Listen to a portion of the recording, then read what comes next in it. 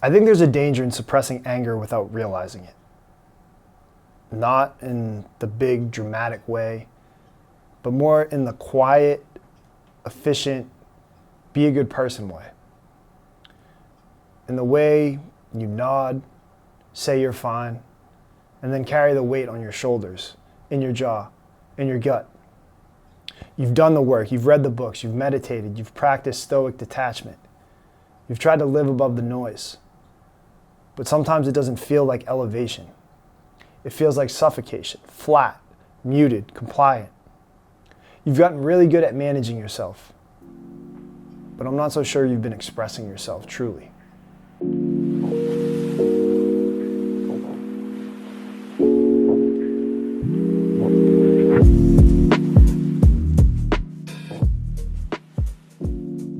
I think most people aren't afraid of anger. They're afraid of the potential disconnection that anger may cause. And that resonates with me.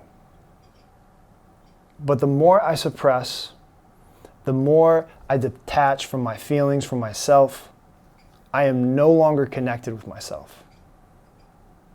And in that regard, I can't be honest with anyone else. I do believe that emotion is just arising in consciousness. It may be triggered, but it's not who I am. But it is what's happening. So I want to practice, instead of labeling it as wrong, I want to first witness it, feel it, and then find an effective and an appropriate way to express it.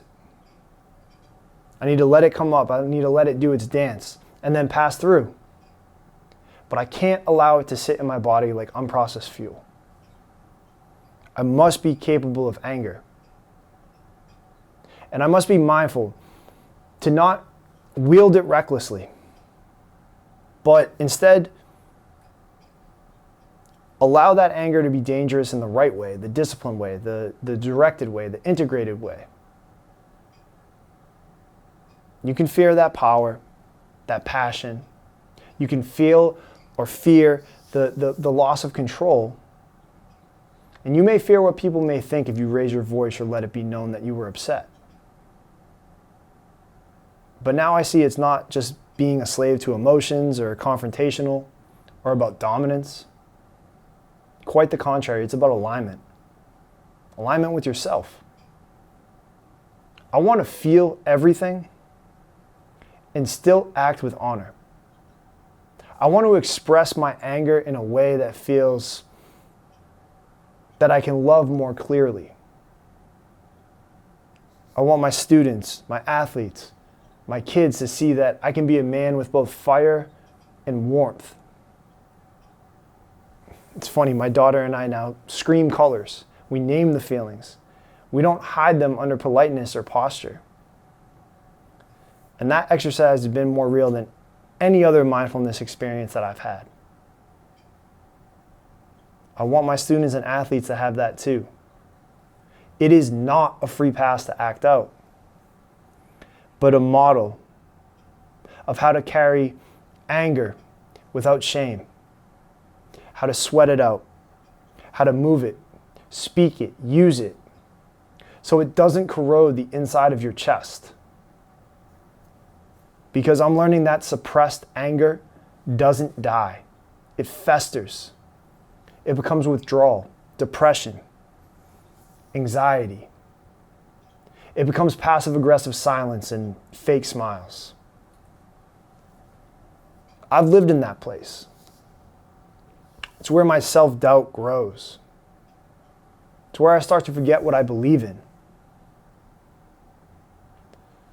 I'm done apologizing to myself for that feeling.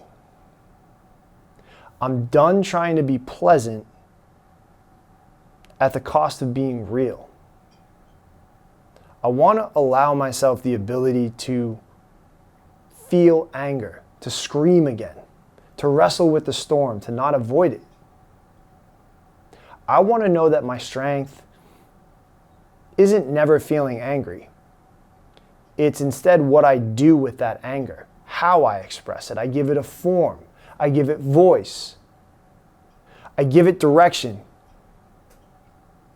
Because the fire will come either way. And I'd rather be the one who holds it, rather than the one who's burned by pretending it's not there.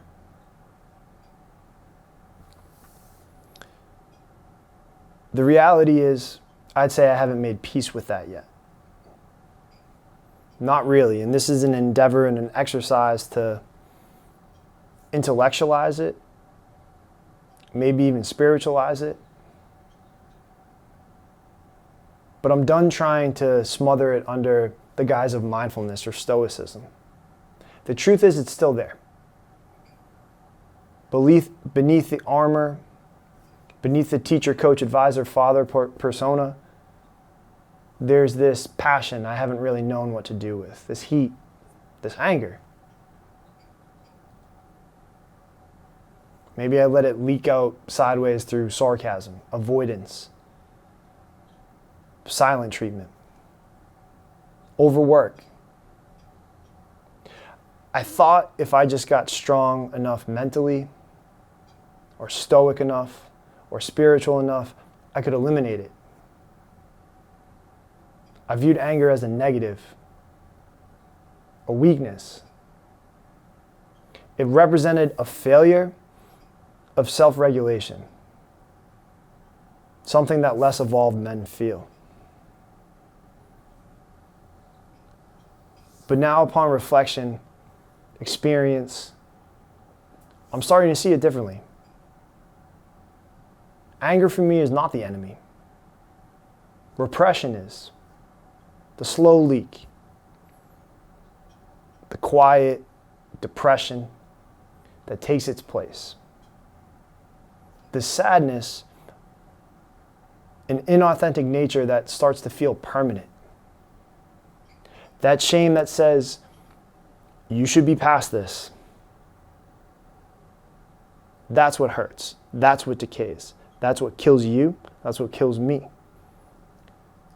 And anger, when I actually let myself feel it fully in my chest, in my throat, in my clenched jaw, it has something to teach me. It's pointing at a boundary crossed. Maybe it's a core value ignored. An adjustment I've been too polite, too tired, or too afraid to name. And it may not always be external. Often it's internal. My own inner voice, my own inner critic, crossing those boundaries. When I don't name it, and when I don't express it cleanly, I start punishing the people I love. And not dramatically, but quietly, subtly. And again, not just in the external, but in the internal, where I punish myself with guilt, with lethargy, with resentment, masked as a sort of stoic martyrdom. I read something recently that said, do not trust a man who is incapable of anger, because then his kindness is often just cowardice. So, my charge and work is not to eliminate anger, but to clean it up, to see it, to listen to it, to express it and move it through my body and then speak from it. Not with venom, not with volume, but with truth. And when you do that, there's a reason it feels like nature, like wildness, like something honest. And that's something that I think I've needed. Not more breath-holding discipline, but the courage to actually feel what I feel and trust that my anger, when honored and not weaponized, could be the signal fire that lights the way back to who I am.